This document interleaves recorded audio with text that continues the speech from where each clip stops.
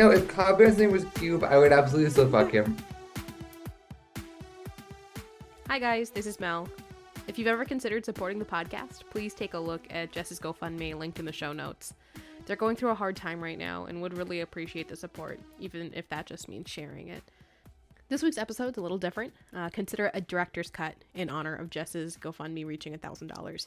For every $1,000 raised, we'll be releasing special bonus content and bloopers as a thank you to all who have supported our dear friend. Just a warning, this episode's a little NSFW. Have fun. I feel like my next big project is just to make Cassian Andor's Grindr profile and then pose as him to the men in the city of insert my place of living here. Actually, that'd be really funny. If you tried to catfish people with pictures of Diego Luna, how many would notice? Not a lot in this city. Be serious. In this city, you can be whoever you want, including Diego Luna. Are the Star Wars fans piling onto grindr.com.org.edu? I don't think so. There's the cold open. Hey. Hey now. Let he without sin cast the first stone. Come on. Yeah, be like a normal person. Go on done anything TikTok. wrong. Let's What pack song it up. is each Andor character on the new Taylor Swift album known as Midnights? Can we rank? Who is Bejeweled? Can we get votes for Bejeweled? Deidre. Not. Deirdre in many ways is Bejeweled coded. I also can't stop saying it. Yeah. Oh, best believe I'm still Bejeweled when we No, walk in because she's the playing room. that while she's actively committing war crimes. Like, she's starting out at the ISB headquarters listening to Bejeweled. She's going to the Eras tour. Can we make some commotion for the Eras tour? So many Imperial officers, because of the incident on Aldhani, will not be able to afford their tickets to the Eras tour. And that's the real tragedy, you fucking rebels. And that's that's why- the real and that's- issue. And that's why Deidre cares so much. Oh. No, because like she needs to see it all. Okay, She but needs that to is- be there. That is the Noah. mission that Cinta is on. Yeah. Cinta's like, sorry, Vel, we can't hang out. I have to go on a mission. And Vel's like, oh, it's so sad. Okay, we'll be safe. She's actually just going to the Eras tour. Yeah. Busy, No. booked and busy at the Eras tour. Start your sublight engines. It's time for RuPaul's Pod Race, a queer Star Wars podcast. Welcome back to our Andor discussion. This week about episode 9, Nobody's Listening. I'm Mel. I use they, them pronouns. You can find me on social media at Melvin Copa and on TikTok at GrinkleRex. And my gender this week is the only wiki I care about is Andy Serkis's wiki feet. No. So true. No. No, because I think that is an important thing to talk about. I don't think we talk about WikiFeet enough on this show. Yeah. So sorry, No. Wikipedia. I don't know you. I only know WikiFeet because this show is giving the gals some content. The This SEO episode was a value. huge win for the Foot Girls. So Yeah. shout out to them. Guys, Andy Serkis is not on WikiFeet. I just checked. So What? if someone could get on that would be great. That's so fucked up. He's been in so many things. Yeah, so if anyone who knows how to do that could get on that, I would really appreciate it. It would Can be we get a public source service. from It's WikiFeet? because everything he's been in like a mocap That's suit, true. so we But don't have okay, his but real okay, feet. but why don't we have Snoke toes? Huh? Snoke. Why don't we have Claw from Black Panther feet? Come on, guys. Exactly. Smeagol. Yeah. Did he play the main monkey in Rise of Planet of the Apes? Yes, Of he course did. he did. Where are those feet pics? These are the questions we are here to ask. I mean, last week we talked about Diego Luna feet pics, so we have to stay on brand. RuPaul's foot race. Okay, well that sounds like we're hosting a 5K or something. Well, who says we're not, guys? Big announcement. We're having a 5K. We're picking a central point in between all 5 of the hosts where you all have to run. It's gonna be more than 5K. Wait. Let me check. Let me do some Googling. Yeah, what triangulation. day is that? Mel doxes us in real time. God, I feel like Claudia right now. Why? Because we're getting dogged. Stop. I'm sorry I said that and I was like, that's fucked up. It was kind of funny though, I'm not gonna lie. Would you guys like to know the ideal midpoint Yeah. between all of our addresses? I would love I'm to. scared. It's like Oklahoma. No, it's not, which is kind of crazy. It What is is it? Multiplier, Indiana. Bro, It's what the fuck? really only Indiana? Yeah. Wow, that's Or so close Jess. to us. That Sorry, can't be Jess. right. I put in everybody's address.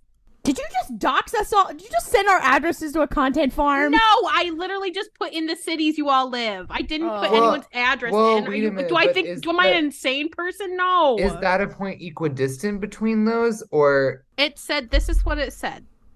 This is what it had said. So what it said though, and that is the midpoint.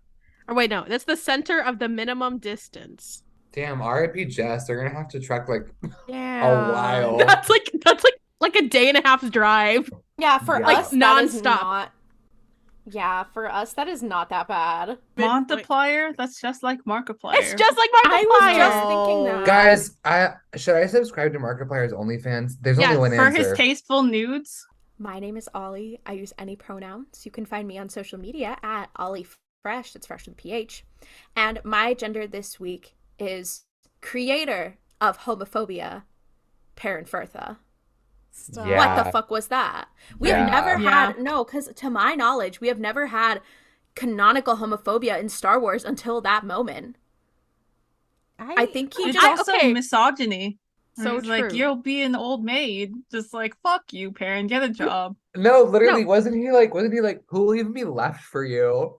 Bitch, get No, a job. I'm like, be serious. Like, I get that you married your wife at 15, but look where you are. Look at the state Yeah, of your marriage fucking, quickly. you had a child marriage, so Yeah, I you were a mean, child bride, so let's think about he that.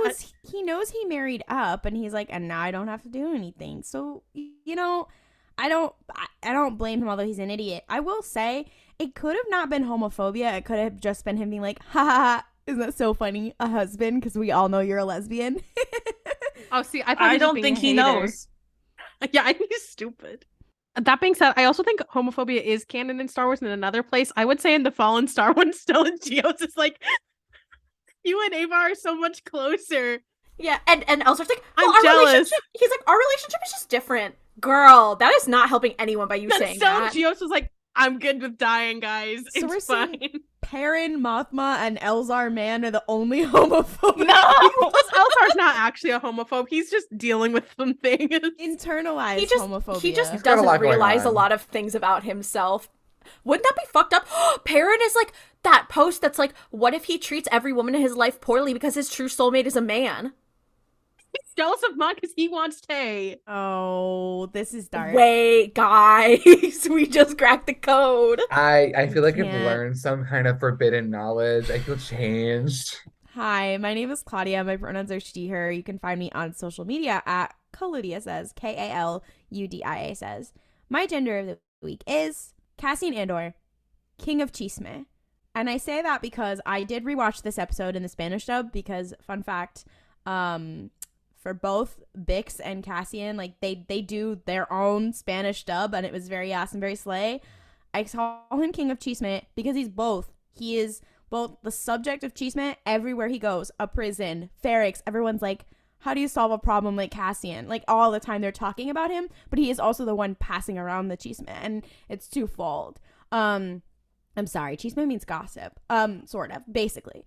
I did realize I Also, didn't. Cassian Andor, I can't with that. How do you solve a problem like Maria? Hey, listen, he's fighting Nazis just like she was, so you know. So true. Okay, I do love the the rogue oneification of the Sound of Music. we already did Les Mis, so we have to move on to another musical. It's a natural conclusion. Next yeah. week is Dear Evan Hansen. Wait, does this make Jin Captain Von Trapp? That was my thought. Yes. Oh my god. Yeah, Jin and then, Urso as played by Christopher Plummer. so Is true. Jin Urso Captain Von Trapp coded? Vote in the comments. She would rip up a Nazi flag. Who was Liesel? She absolutely Quickly. would. Why was I like K2SO? Well, yeah, he No. briefly dated a Nazi. But he didn't know. She didn't know he was a Nazi. To be fair, Just like K2SO, he was programmed that way. He didn't know. Hi, I'm Jess. My pronouns are they, them. You can find me on social media at Kawaii Gestio. And my gender this week is Mon Mothma being like, I know what you are. I do think that in a lot of ways, Mon Mothma could be friends with Whitney Houston, the homophobic dog. Stop. I have to agree. Honestly, I feel like in every shot of Mon Mothma, just out of frame, Whitney Houston is also there. We just can't see her. She's so close to the ground. Who is the homophobic dog of Star Wars? Mon Mothma. Whitney Houston. Oh. Oh, I They think too? that Mon Mothma could. She is allowed to say "hunty." You don't know. I don't know about that one. Mon Mothma's going to a drag show, tipping $1 and going, "Yas, queen, where?" No. Belle has to drag her out. Belle, What are you're you doing embarrassing here? me. No, because I think Mon Mothma's a good tipper. I fear she might be tipping like way too much. Wait. That's how they're figuring out their banking problem. She said I gave that $400,000 or 400,000 credits as tips. I go to this drag brunch every Sunday on Coruscant. Roop helps. Roop help! Oh my God, we No, cracked it. because she's like, I've been giving all of my money to this drag club, and then Root. Oh my God, why can't I remember his name? Palpatine is like, no, you're not, because I own that place. You didn't know that Root Palp was me. The reveal? No, Yes! okay, No, and there's because they're at the drag brunch and she's like throwing money at RuPaul, like, oh my God, this is perfect. Palpatine will never figure out. And then the wig comes off. You thought you can't. outsmarted me. I'd watch that. That made me think of the line Mon Mothma gave a couple episodes ago, where it's just like Palpatine, like, taught me the thing. Oh yeah, where she was like, I learned from him. Yeah, the line about like you I forget the exact wording of the line, but like, you're so distracted by like the rock in my hand that you don't see the knife at your neck. That's RuPalp in this situation. She's that's literally RuPaul. Mon Mothma's so distracted by his drag performance that she doesn't realize it's him. I'm What- obsessed with that. What is RuPaul performing to? Just out of curiosity, do we Total think? Eclipse of the Heart. Oh, he's an old style queen. I mean, Yeah. yeah. I feel like it's Total Eclipse of the Heart followed immediately by Crash by Charlie XCX. Okay. All right. Anyway, I'm Noah. My pronouns are he, him. You can find me on social media at the Jewish Jedi. And my agenda this week is Cell Block Tango featuring Diego Luna. Okay, No! but we know he'd kill it though, because we know he can I sing. need it more than water and air. Like literally. Like please. Which part in the Cell Block Tango is he singing though? I hate to say it, I really want him to do Velma Kelly's part. I want him to talk about walking on his wife cheating on him. Well, no, sister cheating on him with his husband. And that's how he finds her. Oh my God. That's Oh how he my finds his God. sister. No. Okay, which one is Melshi then? The way I was also about to ask which part is Melshi. I am not assigning everyone in the show to be the cast of Chicago. However, I do like Which one that is this Kino? I'm just imagining for a second though that Vel becomes our Roxy Hart. Okay. I'm Alright. sorry, can we get the Roxy dance number, She'd but it's kill it. Vel? Oh my fucking God! You just like I- unlocked something in my brain. I think. All right. So I know we've she'd gone, give. I we know went- she'd give. We went from Les Mis to The Sound of Music to Chicago. It's getting rough in here. Is Andor Next not week a little we'll- bit Chicago coded? Next week we will be covering Dear Evan Hansen. I decree No! it now. And Wait, that and I'm Rent. sorry, guys. You know what? I think Cassie and Andor should do a one-woman version of Chicago, I'd pay You more mean money than fucking exists on Trina planet Vega? Earth. just like I hate you. Trina Vega. Cassian Andor is being lowered into frame going. He's saying Chicago. I'm a woman. We And say it's I'm Chicago. a woman Chicago. in Chicago. You're And I'm scared. Yeah. Why? Okay, no, Okay, because wait. where's Trina Vega in Andor? No, because you know Where what's is she so. now? Guys, there's a scene in Victorious where Trina, all of the boys pretend to have a crush on Trina, and they come to her house, and then they trash her house while they're pretending to fight for her affection, so she freaks out and goes to get her dad, because all the boys are fighting, and she comes back, and all the boys hid, and her dad thinks she's crazy, and he goes, Trina, when you go away to college, promise that you'll go somewhere very far. That's so fucked Why up. is that show so horrible? That's so No. fucked up. And why was I thought you were going to describe the plot of this episode, which is to say that everyone in, because isn't there a prison episode of Victorious? And Yeah, but There's that's the prison episode of Victorious. That's more when they go overseas because they think that there is going to be some fancy hotel for them to stay in that Psychowitz gets for them, and then they get there and it's like actually all fucked up and like evil. And then they put Robbie on the women's side of the Wait, prison. it's literally just like this plot of Andor. They go and they're like, the dictator of this country is easily offended, and that's what gets them sent to jail. And then they're like, if we do a performance, will you let us out of jail? And they're like, yes. And then the performance gets fucked up, so like, you're going to jail. So then their teacher comes and breaks them out of foreign prison and gets them back into the United States. Like them doing a performance also. When does Cassian Andor and his squad get stuck in a hot van while Ariana Grande is outside like dancing with a bunch of guys? Is that not the plot of Rogue One? Okay, but Claudia has a point. Is Scarif not the hot bus that the Death Star's parked up next to? So who is Ariana Grande in that case? I don't know why I was like Vader. Han Solo, but Bodhi, obviously. No, cause they're all like, stuck in the bus, and that's you're right. So it's the Ghost Crew. No. Wait, is Ariana Grande Tarkin? Could it be Callus? No, because so imagine for a Oh my moment God. they're like, I wonder who my we've friend announced. Cassian is. Imagine they're like, we've announced that we're going to make Callus canon, but the way we're gonna do it is by recasting Callus, and then they reveal they've recast Callus as none other than Ariana Grande. That is Sam and Cat is just Callus. They're like, here's the Ahsoka series, and then here's the Calazub series. It's Sam and Cat. Okay, no, because please imagine for a moment that we have to watch the Honorable Ones remake, but it's Ariana Grande. This does imply that Zeb is Sam from iCarly. Yeah. Yeah, Zeb's Buttersock. No. Zeb is has that a not? penny- No, okay. Is the Buttersock not his bow rifle? That's what I'm fucking saying. Zeb is wearing a penny tee that says like rock sock or something, like something totally incoherent. Yeah. I'm obsessed. Zeb is getting a motorcycle from his friend's brother at the end of Rebels. Are Maylurans not like spaghetti tacos? No, because then you are implying the Spencer Shayification of Hera Syndulla. Is actually, because here's the thing. Kanan is Spencer Shay. No, I don't think so. No, because I don't think either of them are, honestly. Before he embraces the Force, he's kind of a pathetic little man. Like, okay, but Spencer is not a pathetic little man. But Spencer eventually we're like, guys, we he's don't a have good this father. is not iCarly episode. He was a good father from the beginning. So was Kanan, but he was also pathetic at the same time. A man can I'm gonna start singing "Creep" if you don't stop. By Diego Luna from the Book Do of we want Life. to talk about Andor? Do we want to talk about Andor? Anyway. Did Claudia ever get to? I don't think Claudia did. ever introduced. I did. We talked about Chisme. Yeah, and oh my Claudia God. went before me. I realized that I didn't explain what that was. I just want to say, this episode is called Nobody's Listening, but it's called Nobody's Listening with an exclamation point, and I think that's very funny. I don't know why.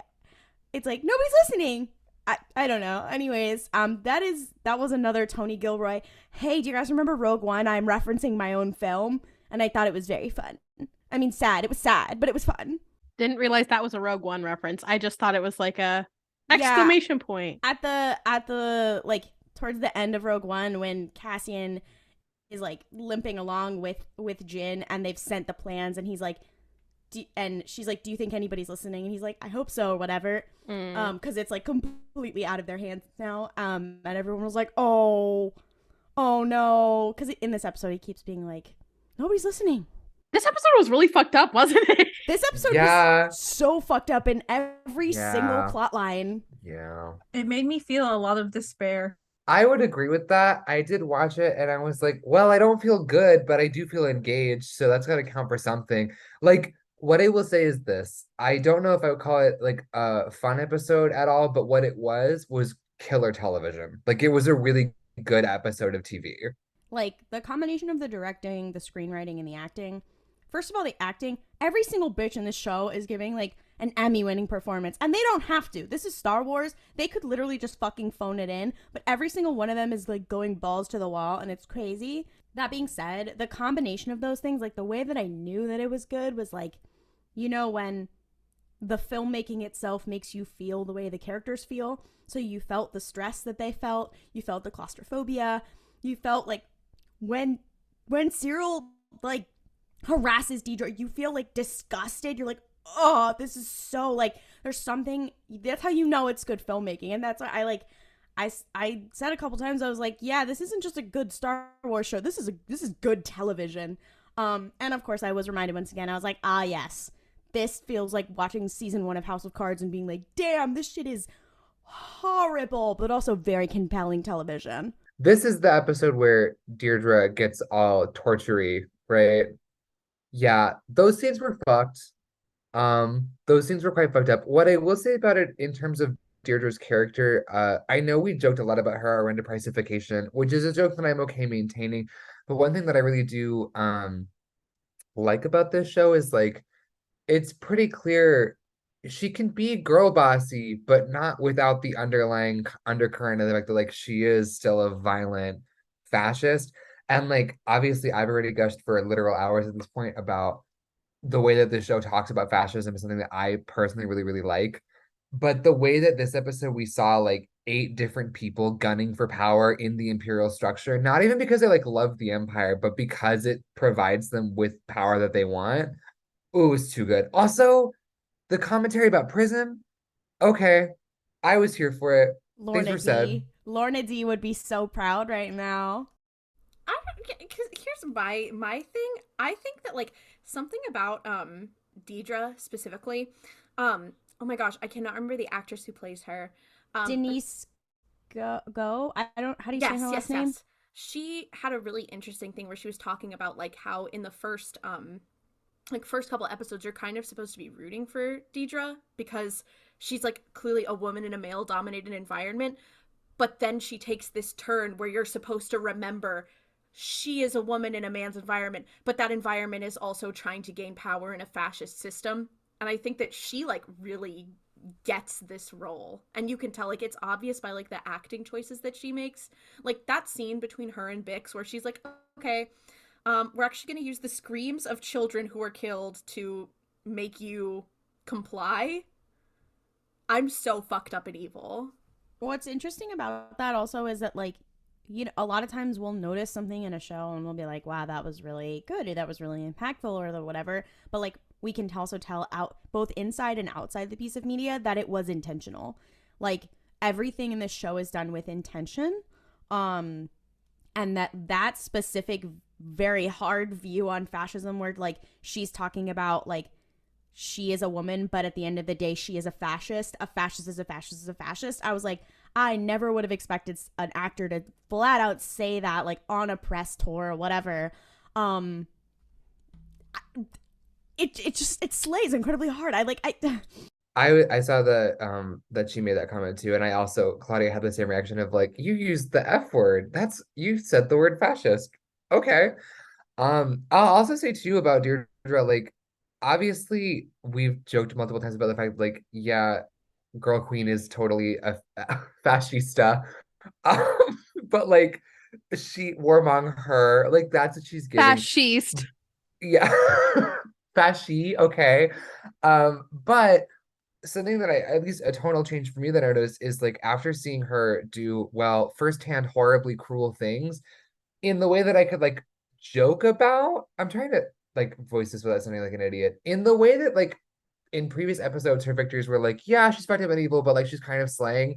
That really went away after she's done a lot like on screen fucked up horrible things. Because now in the rest of the episode when she's winning, like my stomach is turning. I'm like, well, and it's not because I didn't know that she was a fascist. This is what I mean. I'm trying not to sound stupid. Like I knew that, but tonally, I think it really changes after you see her torturing Bix the way that she did.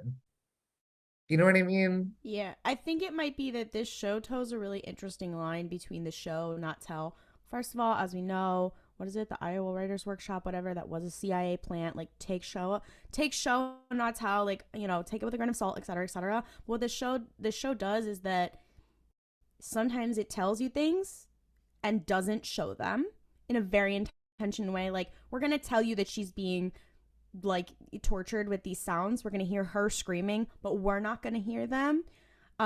Versus sometimes where it does the show and not tell. Like, for example, the line with like at the end when you're like cheering at the line when he's like, how many guards, and then he finally tells him, and you're like, yeah, like, that's not like, okay, I'll join you, that's a show not tell kind of moment. But it's, again, very intentional about those choices, and it flips back and forth. It's not always one or the other, which is very good writing. Yeah, I completely agree with that. I also think that there's something about like the way that women villains are written that is very interesting about Deidre. Is a lot of the time, especially, I feel like we see this a lot with women where they're either completely perfect or they're just so poorly written, and there's like not a lot of middle ground. So a lot of the times there's like, we see these women and female antagonists, and they'll be like, oh well, you know, like, you're kind of standing them because they're a woman and they're like doing something kind of slay, and like it's just something that people are vilifying them for because they're a woman that you would stand if they were a man. Or it's like, oh, they're very one-dimensional. I feel like with Deidre, it's like there are moments where you are like they said, like, there are moments where you are rooting for her, where you're like, okay, yes, like, get their ass. So you're like, okay, I can go into this being like, oh, she's a fucked up evil woman. I love a fucked up evil woman. But then it tells you, and it also like recontextualizes a lot of stuff in other contexts, right? So it's like, oh, just because she's a fucked up woman does not mean that you can be standing her. Because, like, just a reminder, just because she's like, haha, oh, she's crazy, she's whatever. She's like also like violently like torturing one of your characters who you do like, who's actually good. And I think that there's something so visceral too about like the things that she does, where it's like Arinda Price torturing Hera, I was like, that was fucked up. But Deidre torturing Bix was like, I know that it's not comparable because they're completely different audiences and it's a completely different show, but I think it's such a like, it was so visceral in a way that I was not expecting. And it really made me be like, oh, she is a multifaceted female villain. That is what, when people are like, oh, I want a multifaceted female character, that is what I'm talking about. It's interesting. Yeah. You compared it to that one scene with Price and Hera, because that scene had like a very different like purpose, and like this scene with Deidre was very much like not her going overboard, but her finally being let loose and being allowed to fascist girl boss her way. She's like, finally, I get to be as evil as I always fucking wanted to be.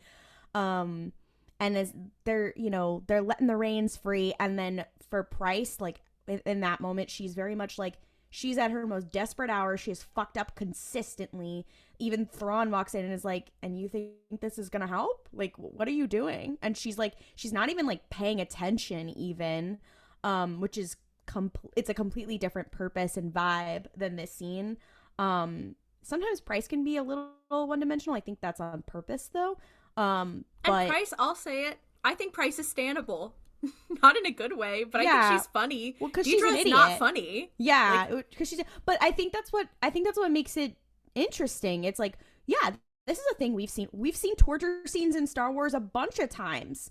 You know, we've got like the one in Empire Strikes Back or whatever, but like, how are they different? And they're like, it can be different and it can have meaning, without it just being like, let me torture you for information. It's bad. Yeah, I will say two things on that. One, first of all, I think I'm comfortable saying that Deirdre is like one of my favorite Star Wars villains, like as a character, because she has so much going on. There's shout out to her actress whose name I can't remember. I'm so sorry. But like, when Bix is like, you wouldn't even believe me if I told the truth, she's like, no, I wouldn't. Because like, she's just a sadist who enjoys hurting people. And I got chills. And the other thing is like, this scene specifically, I feel like so often in Star Wars, pain is sort of vague. A lot of the torture scenes we get, especially with like Sith characters, is like they're just like have their hand over someone's head and they're like, now I'm upset. The fact that they took the time to be like, I will be playing for you a sound that is the screams of dying children that I recorded on loop, and it will psychologically damage you forever. Let's get into it. Like, I don't know. It something that I appreciate is that it felt gruesome and heavy, but not in a way where like we were reveling in it. You know what I mean? Like it didn't feel like trauma porn, basically. This scene felt impactful without it being like, isn't it fucked up? Like that wasn't the point. But yeah, I really like Deirdre as a character. She's sort of fascinating and also like kind of really well written. Like she's got a lot of moving parts and a lot going on. And overall, I will not be standing her, but she is incredibly interesting to watch. Yeah. I think especially something that I've not seen a lot of people talk about, but at the end of the episode when she's with her little IS besties, um and she's like, "Yeah, let's fake a car crash so no one suspects that we're going to go like do some counterterrorism."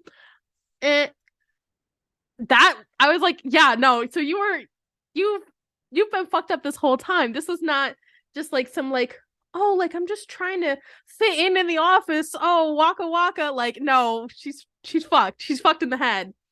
And that's just this entire episode, all of it was fucked in the head, but just seeing like at systems level and then like at the system level with I keep on wanting to call Deidre her actress's name Denise. Like that's not It's fitting. I think you totally could. Denise. But like, you know, like at the like more systematic level with ISB, and then like with at Cassian's level where it's like, yeah, this is pretty fucked up. Isn't prison labor just like maybe the worst thing ever? I'm not to derail what I'm a discussion I'm really enjoying, but unfortunately, whenever I hear Deirdre's name, I'm always like, oh my God, my best friend Deirdre Bobierdra, the IRS worker from Everything Ever All at Once. Also, Noah, I have to correct you. Her name is not Deirdre. It is Deidre. It's Deidre. Well, yeah. I'm notably illiterate. Or Dedra, as the one ISB guy Oh says. yeah. Well, I've been really saying it wrong for weeks now. Also, you're kind of in your George Bush nuclear era a little bit. that would be the meanest thing you've ever said to me. Speaking of fascists. No, I was also gonna say prison labor. Something I saw on Twitter that I thought was funny was, well, a number of the girlies being like, that is so fucked up. That's like good science fiction. Babe, that's just real. Yeah, I was like, I have a terrible thing to tell you about volunteer firefighting. No, literally, I'm like, hey, you might shit if you learned just how many textiles get processed by essentially slave labor in prisons. It's a lot. And some desks that are made. Yeah, yeah. I remember learning about the whole volunteer firefighters thing like years ago and being like, that can't be a thing. Well, horrible news. Well. Do you remember when it was discovered after January 6th that all of those desks on Capitol Hill were slave labor? Yeah. That was a weird fucking time on Twitter, I gotta say. Yeah, no, that happened. There were wildfires in my hometown. Oop, reveal. 3 times, and every single time I would enter the news cycle, they'd be like, volunteer firefighters helps. And I was like, were they volunteers? Some of them are, but a lot of them aren't. Many are not. Anyway, no, yeah. This speaking of prison labor and like the prison scenes, what was the old guy's name? I'm really bad with names. Olaf with a U? Yeah. Yeah. His whole progression over the last 2 episodes, that was fucked up in a compelling narrative way, but like, why did I just say whole in the chat? I was about to type in the chat. Because you said his whole narrative. That's fair. I'm thinking about it. No. Olaf's whole? No. Just the concept of whole in general. Whole in a very egalitarian sense. Whole for everyone. Will there be whole after the revolution? That is the question I've been trying to pose for that's okay. Not that I'm going to get my PhD in philosophy or political science, but if I were going to do that, my PhD thesis would be, will there be whole after the revolution? Anyway, but no, like the show really does not pull its punches with like some of the realities of the concept it's trying to talk about. And I both appreciated that they showed it and also appreciated that it didn't ever feel like we were meant to enjoy it in any way. I fear a lot of times when media tries to do something poignant or dive into the traumatic realities of just like the earth as it is, they often end up letting the audience laugh too much, if that makes sense. Like, not really understand that this is happening to a person who you should give a fuck about. And Andor does not have that problem. They're really like, no, this is bad and you should feel bad about it. I like that a lot. Yeah, I also saw someone on Twitter say, and I hate that I can't remember who it was, but something really interesting about that whole situation is that in the end, he didn't die because he was overexerted. He didn't die because of, well, I mean, maybe, but like, it wasn't that he disobeyed the rules. He did everything he was supposed to. He died of a stroke, which is like Yeah. something that Well, happens. And I think it something could have been induced by being electrocuted many times. No, I agree completely with that. I think, but the point is that it really was a good moment too for Kino, because it was like he is seeing like, oh, I can't just keep doing what I'm supposed to be doing. Like, keeping my guys in line isn't going to keep them safe, because he had so few shifts and he died even though he did everything he was supposed to do, and he's never getting out now because like he did everything he was supposed to do. And then also in conjunction with the being like, yeah, all the guys got killed because they realized that people weren't actually getting let out. Like, that combination, that was a fucking 1-2 punch if I've ever seen one. Yeah, them learning at the end where it's just like a guy was supposed to get out because he had served his sentence, but instead he just got transferred to the one area that ended up all getting killed because probably that guy told them like, hey, I was supposed to get out, but I didn't. They probably, had some kind of riot or something. In the end, they all got killed. And Kino realizing, oh, fuck.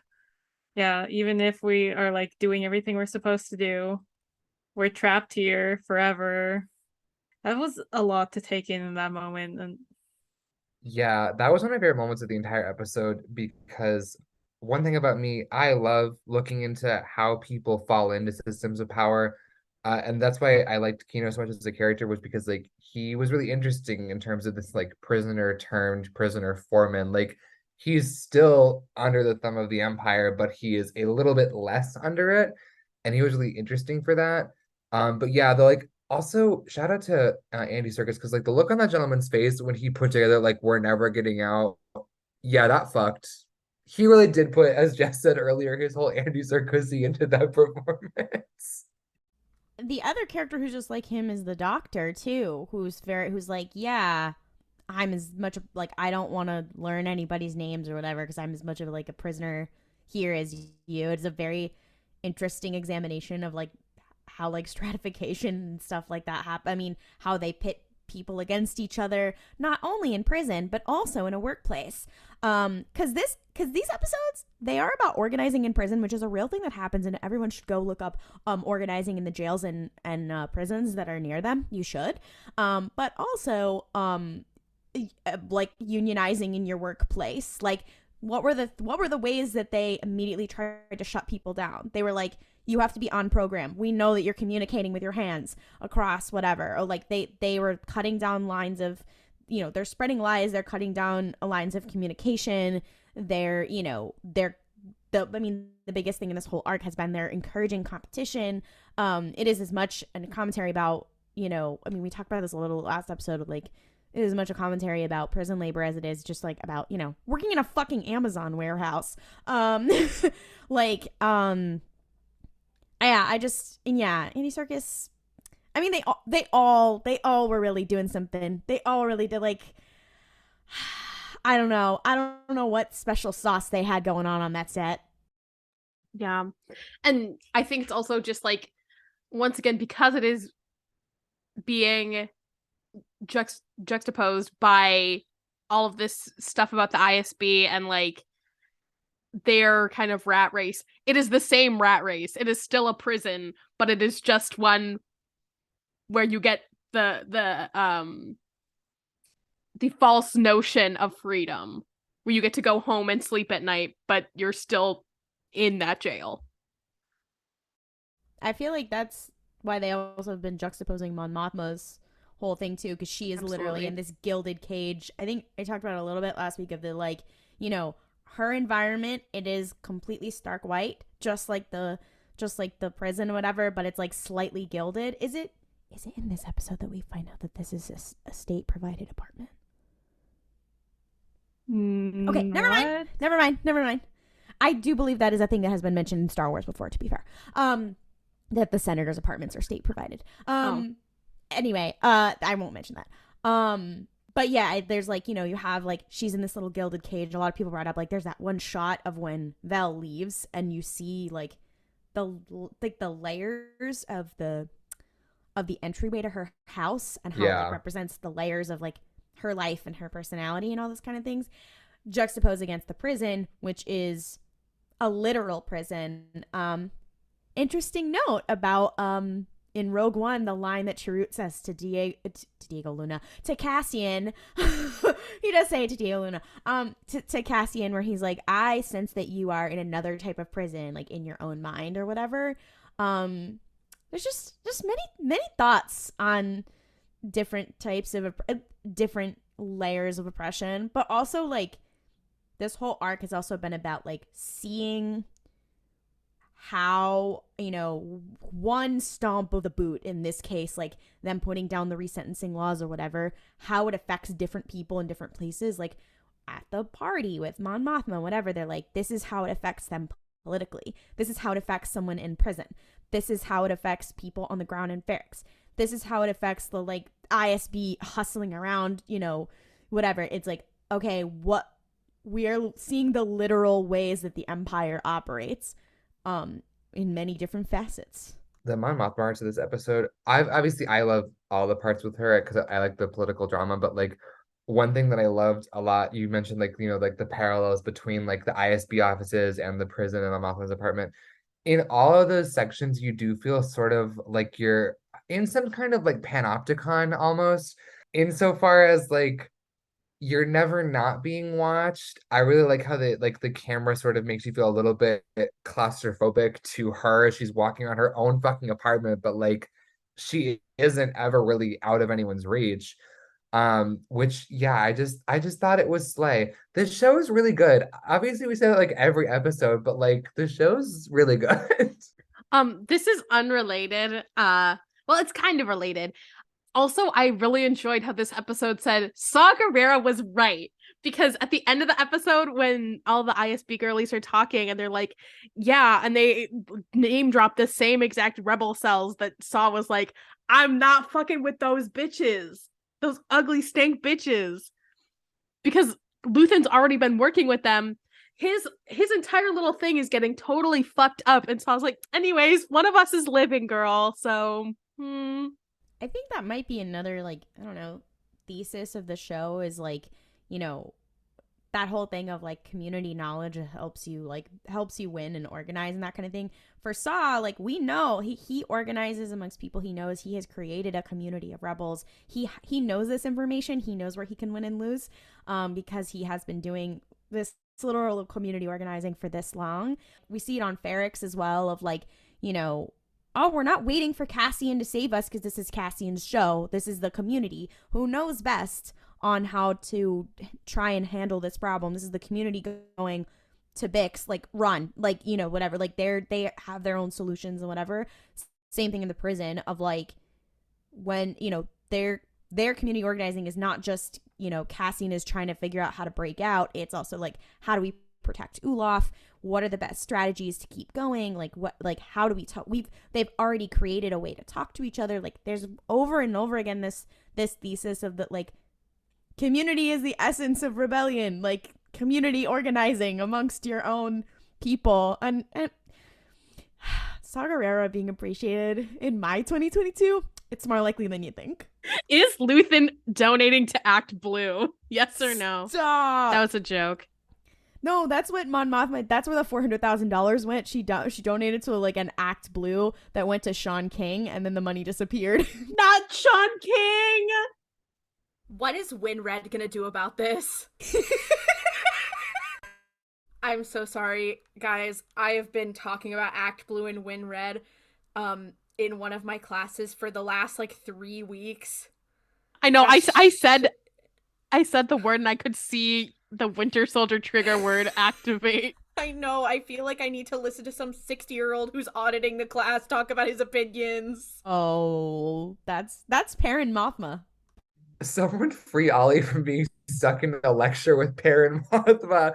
No, wait, because like, here's the thing. What else is Perrin doing with his day anyway besides auditing random class? Posting hole. Talking shit about his wife to their daughter. It's him and Slymore are getting brunch at the place with the drag brunches. That's where they're getting brunch every day. Also, I don't know why, but I was just like, Perrin Mothma posting "Am I the asshole?" on Reddit post where he's definitely the asshole. Yeah, he's always the asshole, but he's ignoring everyone's comments telling him that he's the asshole. No, literally, like every single person is like, yeah, it's you. And he's like, well, one person said I wasn't, and they must be right. So I won't be really indulging in any of Or that he'll reply to the self-reflection. comments. He'll reply to the comments and be like, well, but also this is happening. They're like, yeah, dude, you're still the asshole. And he's just like, no, but you're not listening. He's No, like, because edit. imagine being on like Coruscant TikTok and there's like a video of somebody making a pot or something on like a clay wheel, and then the audio is like, am I the asshole for inviting a bunch of fascist sympathizers over to my wife's dinner party? I, 45 male. Just like going off. Who in Star Wars do you think runs one of those like "Am I the asshole?" Reddit post reposting TikTok accounts?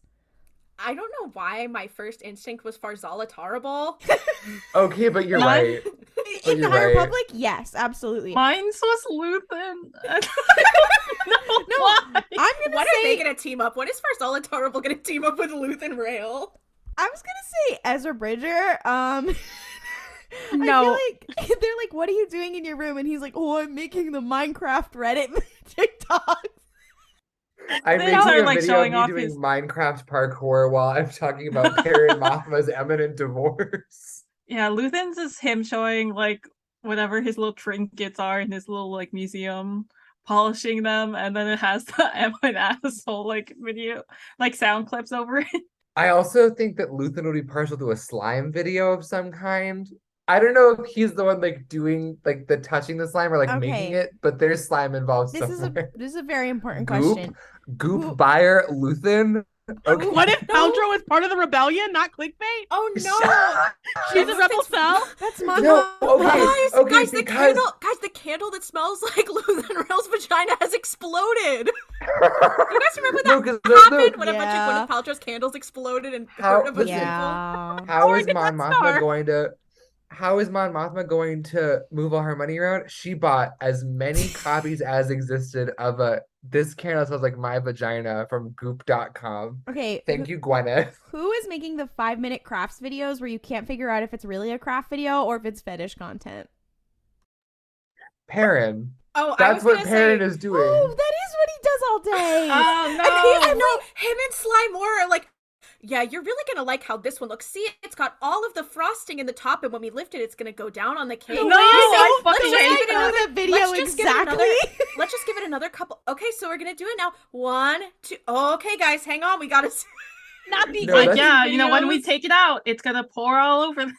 They're doing that 1,000%. That's what's happening. Alternatively, they're one of the guys who fills the crock with shaving cream and then puts their foot in it. Like that's 1,000% how Luthen spends his They're time. making the fucking Oh. soap that is shaped like a foot to wash their own foot. Yes! Anyway, I don't Oh know my how we got God. here. Anyways, this is an episode about prison labor and the horrors of fascism. Yeah. There Can was we a talk man- about? Can we talk about Vel? Yes, let's fucking talk about it. For one, you know, I'm pretty sure I don't know, maybe it's the last 2 episodes actually where we've briefly been like, oh yeah, Bella's gotta be Luthen's daughter, and then they're just like, haha, Bella is Mon Mothma's cousin. I still think she's his daughter. Y'all got a fucked up uncle who like wears wigs. No, that's just Mon's crazy uncle. Do you wear wigs, Mr. Rail? Do you wear wigs? No, I do not. No, that's Have him you to the worn fucking wigs? No, empty I have not. ISB. That's him to the ISB agents who come and are like, so do you wear wigs? He's like, no, I do not. That'll be him if he gets caught, and then that fucked up doctor is like trying to talk to him. Deidre Miro is like, "Do you wear wigs?" And he's like, "No, I do not." Oh, I'm obsessed with that. I'm also obsessed with the idea of her being like, wig. Wait, did you say wig? Yeah, I did. No, not the fucking Katy Perry moment. She's No. in her. Can we put her in her Katy Perry era? I think she should. Then like the old guy, I forgot his name, the head like ISB guy that was just like, what? And like Deidre was just like, you wouldn't get this. This is for us. So like lose it. No, it's just for us. The rats do not run this city. We do. Wait, that's Cassian trying to get everybody on his side. He's like, are you kidding? That's the ISB meeting right there. They just play that audio and then go, all right, everybody can go home. We can be done now. That is okay. Also, I'm sorry, we were gonna talk about Vel. I need to talk about Vel being the gay aunt who you don't know is gay when you're a child, but then you grow up and look back and are like, wait a minute. And she's also the cool gay aunt that's like traveling and she's like not married to anyone and she shows up and gives you gifts sometimes. And then as you get older, you're like, wait a second. That's representation. I mean, the fact that we're like the gay podcast is always like, when are they going to put gays on screen? And then they finally did. And we haven't, I mean, we've talked about it, but we haven't been like, we did it, Joe. I mean, we've done it, Joe. Like we've done it. Joe, it's been done. It's yeah. Like, and like Tony Gilroy. It's over, Joe. I have the high ground. Like Tony, this white man gave us the lesbians. We did it, Joe. We did it. To roast Perrin more is fucking him being like, oh, Vel, when are you gonna get married? Haha, you're gonna end up an old maid. And it's just like, shut up, Perrin. And Mon also kind of looking at Vel like, I know what you are. And Vel internally like, yeah, I'm never gonna fucking marry a man. I'm not looking for a man because I'm a lesbian. And also, I already have a beautiful girlfriend who is off being slay somewhere else. But no, because Perrin is like, when are you gonna get a husband? Blah, blah, blah. You're gonna die alone. Unrelated. Why is our dog staring at you like that? And it's Whitney Houston on the floor. No, stop. He's like, that's weird. She's like always looking at you whenever you come over. And that other guy, Tay, I don't know what she has against you guys. I will also say that he says, he's like, oh, people, they get political and boring. Like, not only is she gay, but she's the gay political member of the family. Not only it's representation, but it's also like him being like, yeah, I don't really like politics. And then he hangs out with like the emperor's fucking posse. It's so funny to me. Like him and Slymore, like, I hate politics, girl. What?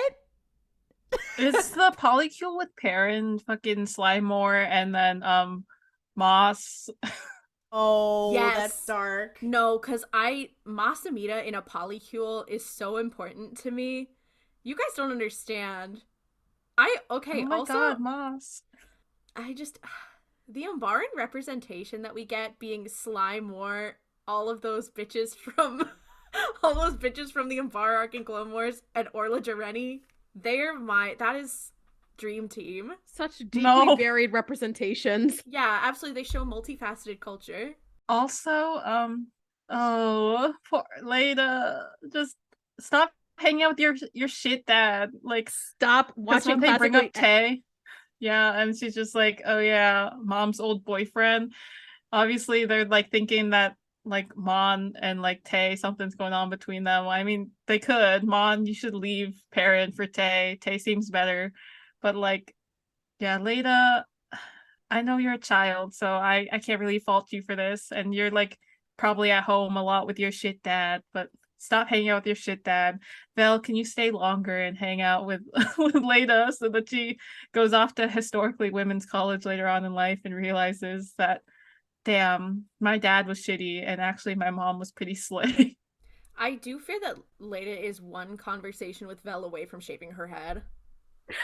See, I think you're right. I don't. I think she is firmly in her like trad wife era. I do think she will end up being gay later in life, but first she has to like be in her trad wife era and like go to BYU and then like and then completely like Okay. deconstruct and then become gay later, because they've been saying like, oh, she really likes traditional Chandlerling custom, whatever. Like clearly she's kind of regressed into religion. Anyway, Chandlerling BYU, what's that like? Oh my Okay. god, I think Ollie and I just had the same thought. Was it about soaking? No! Tay soaking king? I'm gonna. Is that how Lita was conceived? I was just gonna fucking say, like, oh yeah, they're fucking getting married right out of like school, but No, you had to bring up soaking. You had to bring soaking into the conversation. We can't have a podcast where we talk about soaking. I'm just saying, okay, look, maybe she is going to Chandralyn BYU, but I like to propose that in her sophomore year, she meets a girl at a non-alcoholic party because it's BYU. So they're like, I don't know, Soda what they're party. yeah, wearing like a full-length skirt. Anyway, They listen and to then she's jizz like, music and they drink no, virgin Shout out to the mocktails. girlies. No, because before you go further, I just want to shout out the girlies who listen to this podcast who live in Provo, because I know you guys fucking exist. I see our statistics. I know you're out there. Stay strong, my brothers. warriors, warriors. No, but I just know anyway, she's gonna meet this girl and then go, well, I know what I have to do. And then she's going to transfer to a historically women's college, take one gender women's studies class, and then it's over from there. The head's getting shaved. We're getting 6 piercings. She's coming home being like, I like women. Barrett's gonna have a heart attack and die. This is a side note. I just want to let everybody know that the place where Cyril Karn works, so we have the ISB. This is something that was pointed out by Gold Squadron Gays. We have the ISB, but the place that Cyril Karn works, which is like the intergalactic bureau Butt of stuff. bureau of whatever, the initials are IBS. I don't claim him. And that's the thing. I was like, I know this would be a hot topic. It's like, no, like he can't. That's for Braun only. But maybe that's also why he only eats fucking cereal, because anything else would kill him. No, I saw someone else saying, being like, his mom is like, I make you 2 meals a day, and I'm like, it's cereal. I was thinking that too. She's like, I make you 2 meals a day, breakfast and dinner. And I was just like, you give him cereals all you're feeding your son. No, literally, I know, because I also after that she was like, I slave in this household. Okay, I am cooking and I am cleaning, and I'm like, all right. Well, the cooking in question is pulling milk out of a fridge, so maybe we should pull back on our priorities here, Ms. Karn. She's just like me for real. I eat like 1 cheese stick and I'm like, I can't do anymore. I can't do it. You're like, that was a lot of cooking. There are so many dishes to put away. Really, we'll be here for hours. Guys, I think you might be ignoring the fact maybe it's just off screen. Checkmate. All right, CinemaSins, pack it up. No, if anyone, you guys are CinemaSins, you're like, she doesn't cook any meals. Ha ha ha. The CinemaSinsification of RuPaul's Pod Race. I want to make it clear that I was not involved in this. This is the part of the documentary about RuPaul's where we start falling apart. This is where we see the initial, like, fractures. Finally, I can become Yoko Ono. No, because I don't want to be John. Oh no! Who is assassinating Ollie? If Ollie gets John Lennonified, that means that for my Drag Race talent portion, I have to drag their corpse on stage and shoot it a second time, which is just a lot of effort on my part. So, that was funny. Do we want to talk about Cyril Karn? Let's discuss Cyril Karn. Fuck Cyril Karn. What was that? My guy showing up at a person's workplace and then telling them that you've been like waiting there sometimes just to catch a glimpse of them, and then when they try to leave, you grab them and like tell them like, oh yeah, you gave me hope, and all this weird crap that's extremely creepy and uncomfortable. My guy, seek help. And if any of you out there are idolizing this man and being like, oh yeah, like just like me in that sense, like seek help too. I I saw a lot of good analysis about him of like how he's a very good commentary on like incel culture and how it's a mixture of like like the personal shit that's going on in their life, and then some like the personal shit that's going on in their life, they're being let down by whatever, and then they also are being let down by the system, and then the inherent misogyny mixed with nationalism, like it's mixed with a lot of different things, and while canonical misogyny does exist in Star Wars, it's interesting that they're like, and we're making incels, we are making them canonical. This is a really like upsetting thing for a lot of people, and I think because one of the things about this is that it was very real. So I think with Star Wars, one of the reasons that I really like Star Wars is that it takes you away from things that are, that feel super real, and sometimes will apply real issues to this fantasy setting, but it's very rare that we get something that is so visceral that so many people have experienced in their day-to-day lives being shown in this context. It's a hard line to toe, because with Star Wars, we really want to look at characters like Cyril Karn and like quote-unquote villain characters and antagonists. We want to look at them and analyze them and be like, what makes them tick, etc., etc., etc.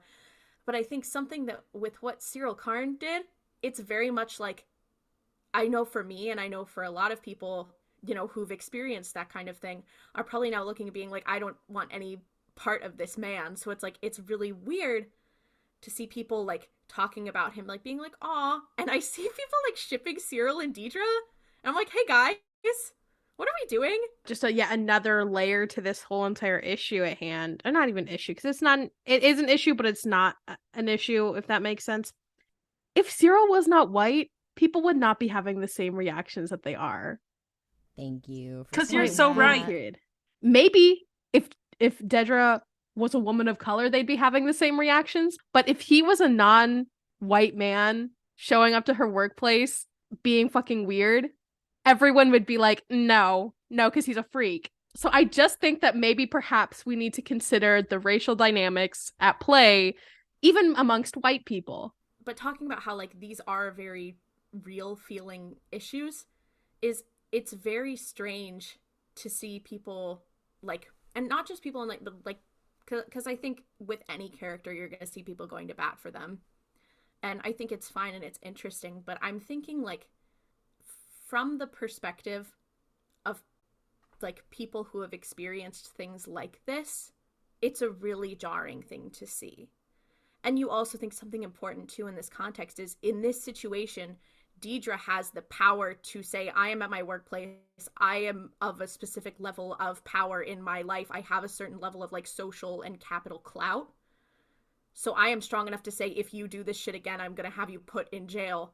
But the amount of people watching this who may have been in a similar situation who didn't have access to that, like, it's very jarring and it's very strange, it's very scary. And I think it's really like not an issue I was expecting to see taken up in Star Wars, and I'm shocked that they went for it. Like, I think it was really well written. It really conveyed the horror of the situation. Yeah, I agree with you on everything, especially vis-a-vis like it being really uncomfortable. I feel that in the hands of different writers, or even different actors for that matter, it might not have come off as upsetting as it did. But it was hard to watch, and it was stomach turning, and that was what I think made it impactful.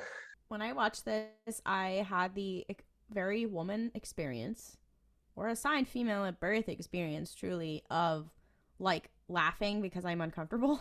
Because I was like, oh, I feel like I'm in the situation. Again, the writing's so good that you feel like you are in the situation yourself. Also, White Woman Wednesday, I can relate to my representation on screen, the fascist bitch. No. I felt represented today. And finally, Claudia, your story's being told. No, I really feel represented as a brown-haired white woman in Star Wars. Finally, I am being represented. I can even empathize with a blonde woman. No. Wow, diversity really does break down barriers. Yeah, it really does. But I realized, like, my partner and I, we were like laughing, and then we were like, oh, I'm deeply uncomfortable. I'm like, oh, because that's what I would do in that situation. or like I would find it funny and then later go, oh, that was not good. But again, this was like the mastery of the combination of like the filmmaking, the acting, the directing, the writing. Like Cyril Karn's giving what's his name? He's giving an Emmy-winning performance of like the making of an incel. Like it's really quite something. And also like we have seen a progression of his character. He's gone from like fucked up weird little cop to like we're watching him change in real time. Like he was fucked up and now he's more fucked up. We're watching him actually change in real time. Like he seems like a different person. Something is clicked inside his fucked up little brain. And I don't know, the acting is phenomenal there. And like you could tell, like even you could tell it was really like again, every single actor in the show, we could talk about Andy Serkis, we could talk about actually any of them, like makes really good acting choices. Like the way that he like physically gets really close to her and how uncomfortable that is. And we're in this huge space. We're on Coruscant where it's like open air. We have thousands of whatever they are on an open air place, but it feels so claustrophobic. I was like, yeah, this is really good filmmaking. Should we do our final thoughts? What was everyone's fave moment as a final thought? Let's go. My favorite moment is anytime Bella's on the screen. She is one of my favorite characters in this show. The other favorite moment I have, and something we did, Claudia, I think mentioned a little bit, is that I fucking lost my mind, and I know like everyone did, at the end when Kino finally breaks and says like, there's never more than 12 guards.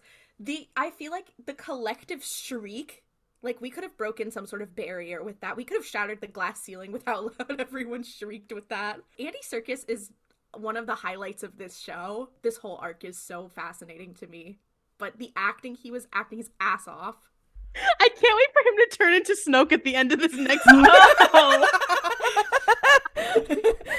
I'll also say like I recognize some of like the writing techniques that were used. Like, you know how in comedy there's like the rule of threes when you like repeat something a certain number of times and it like heightens or whatever. Yeah. The heightening that they did in this, when he consistently he asks like, how many guards are there? And each time there's a different purpose for why that's there. And then you have that final one that's like the most heightened, not the heightened form of the joke, but basically the most heightened one. I was like, damn, this is like a masterclass in fucking screenwriting. Jesus.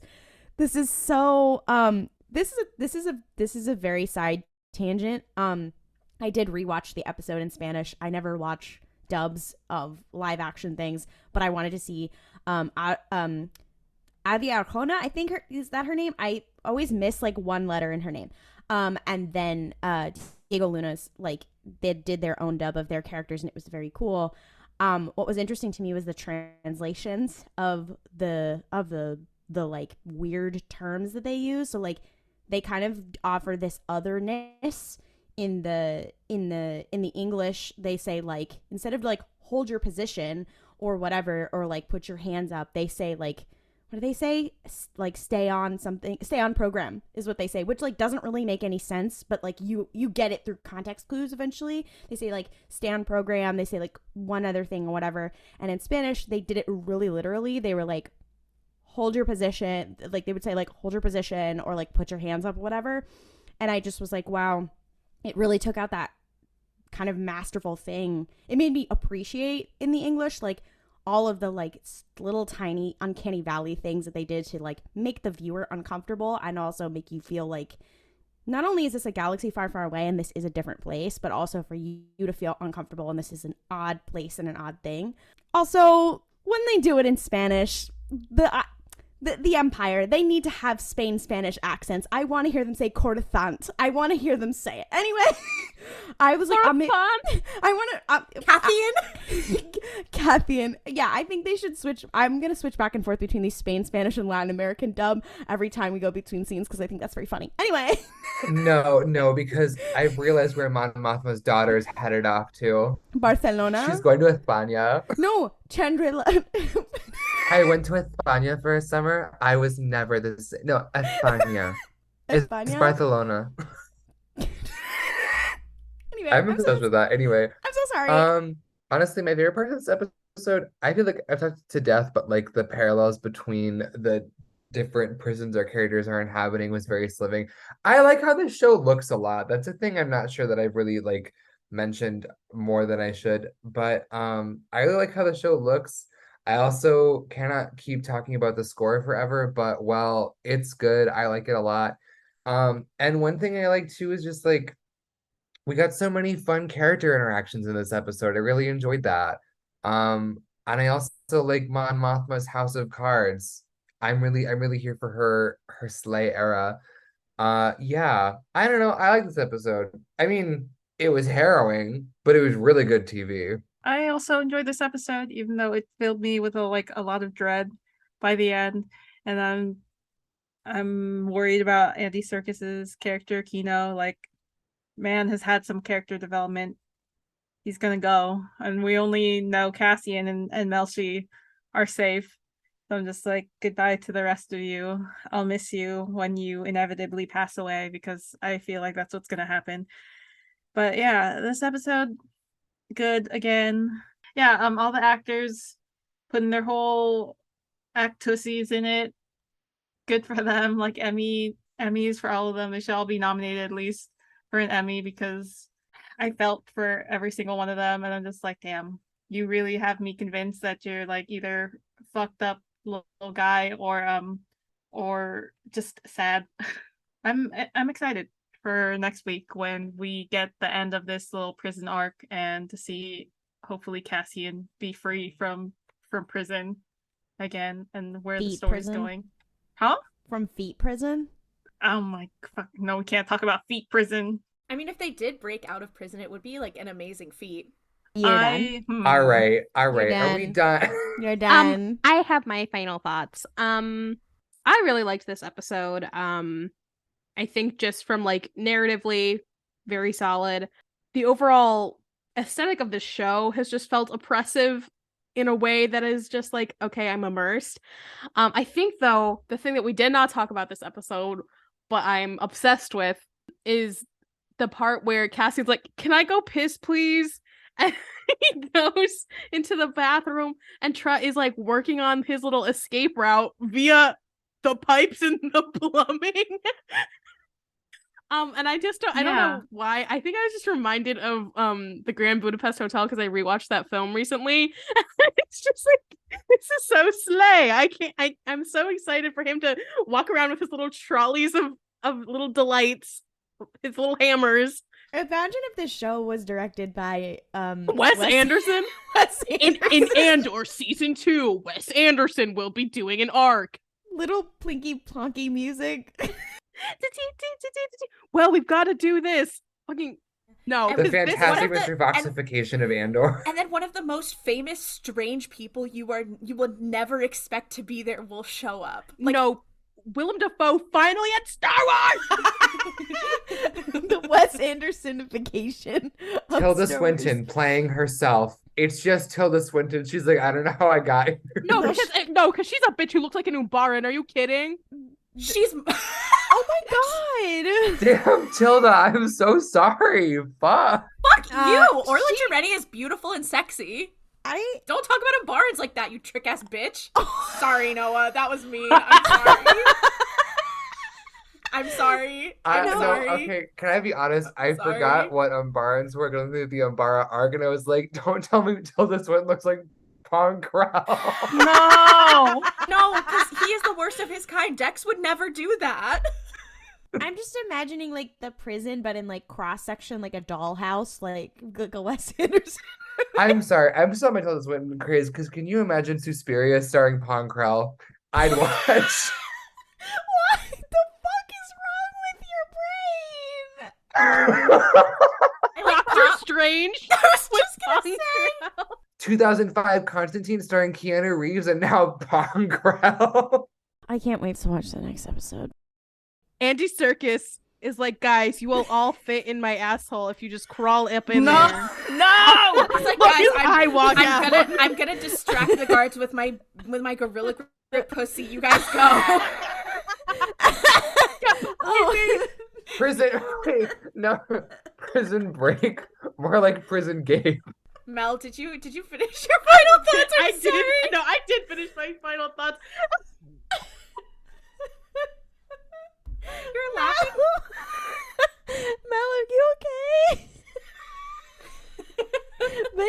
of something that's made it worse, didn't they? I don't know why, but my just like that's where my brain went to as soon as Noah was talking about Andy Serkis / Kino, whatever the fuck his last name is. His gaping hole. Cavernous, yeah. No, you can put two hands up there and go tight, right? I hate it here so No, much. tell us. Not the glory hole. Cassian was going into the bathroom. He's like, "Oh no, into the glory hole. I guess I'll just cut this pipe. No. I'll lay a different kind of pipe in the bathroom." I love can't- I we love can't do this. Itu Mamatum. Yeah. The fucking worst conversation. Welcome to the Snoke themed glory hole. No. That's It's just damp. it's The the- glory hole is damp. Yeah. It's the Snoke Memorial Glory Hole. Snoke Memorial Glory. Kylo Ren's like, "It's over there." Has everyone on the ship had a turn at the Snoke themed glory hole? Oh my god.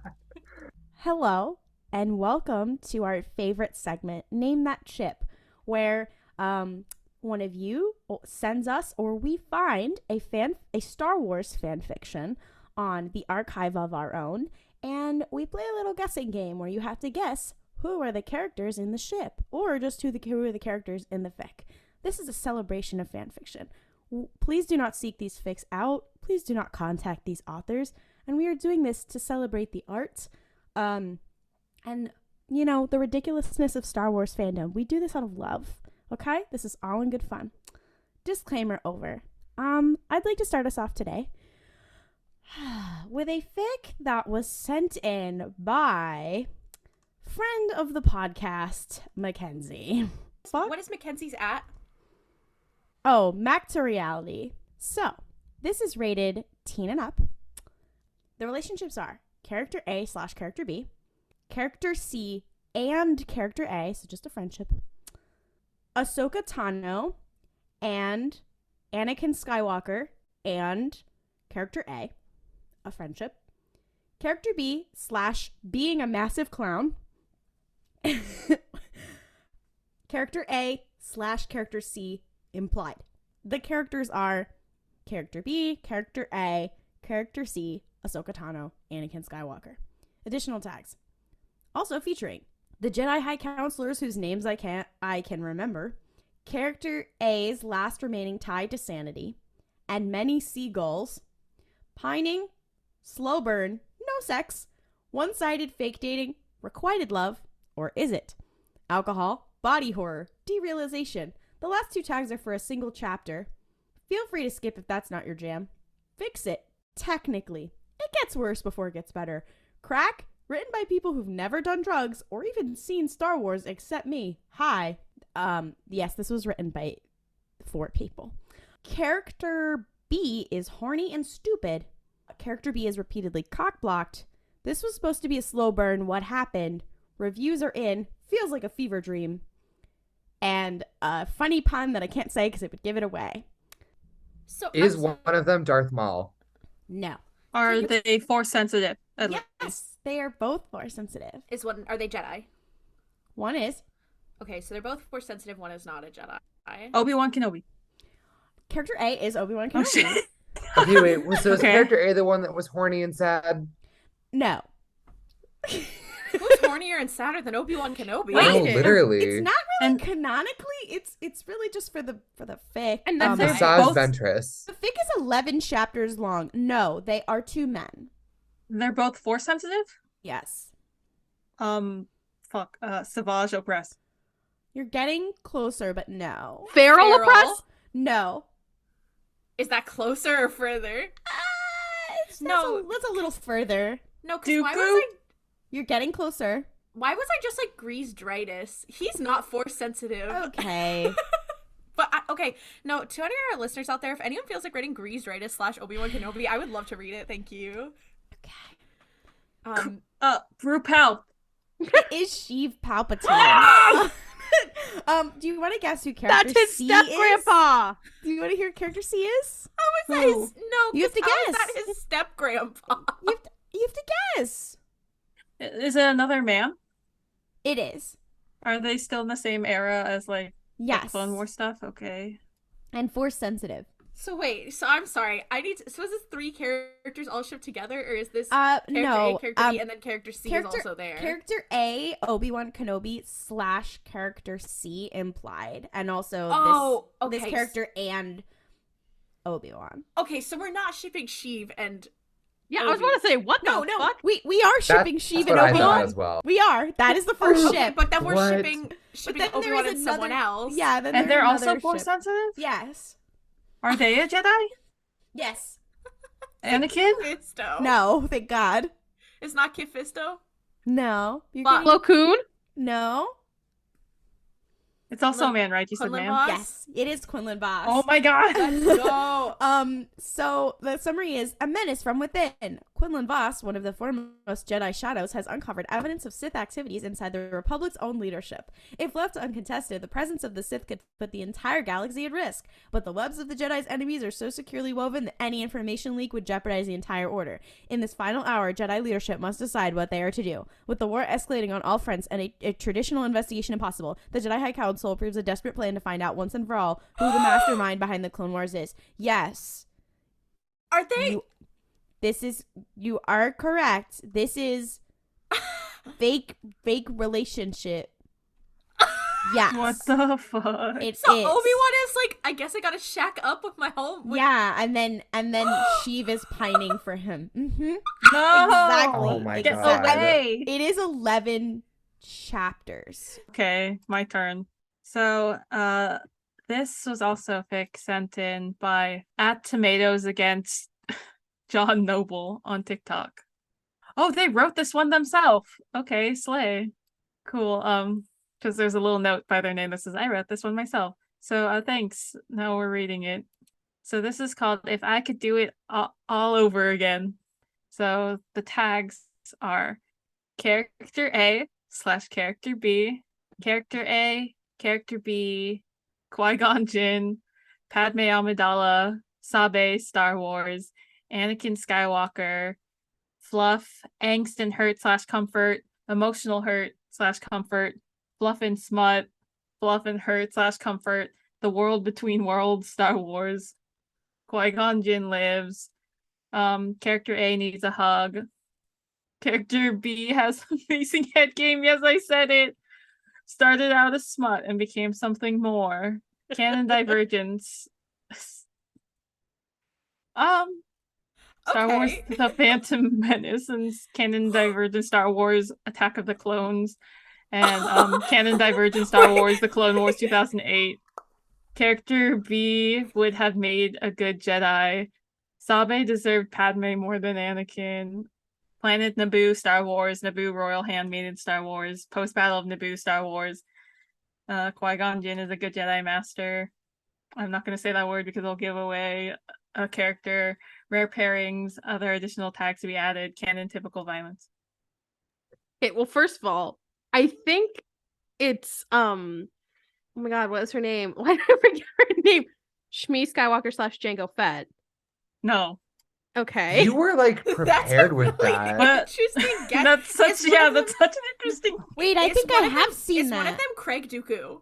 No. Fuck, I think he has amazing head game. Okay, wait. So are there 2 ships? Or there's No. just one? There's one It's just ship. one ship. Is it a man and a woman? It's a man and a man. Oh, and none of them Is Co Bibble involved? No. So Qui-Gon is not one of them. Is Obi-Wan one of them? CEO Bibble is Obi-Wan is character B. character A. Oh, so it's 2 men. It's So Obi-Wan. Obi-Wan doesn't have head game then, is that the... Yeah, Obi-Wan. Okay, who Is has it- head Character game? B who has head game. Okay. Is it Jango Fett? No, it's not Jango Fett. Is it a character that's in the Phantom Menace? Yes. Darth Is it- Maul? No.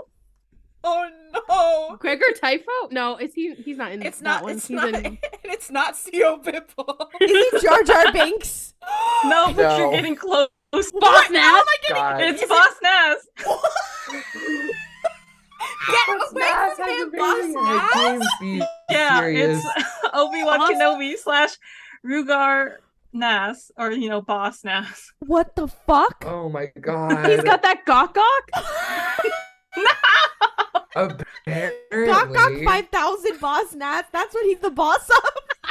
After the Battle of Naboo, Obi-Wan finds some much-needed warmth and comfort from an unlikely source, blossoming onto a wild and passionate love affair that could change the whole galaxy. What? So they're fucking for love. It's Yeah. lovemaking. It's not even They're like fucking That's for why it's love, canon but divergence for all three of the prequel movies and How also the true. Clone Wars. How many chapters? There's 3. I kind of And want it's to read ongoing. this. It's The person who sent this to us, if you're listening, I need you to continue. Support independent authors, like They're, in a lot of ways, they're like our Chuck Tingle. yeah.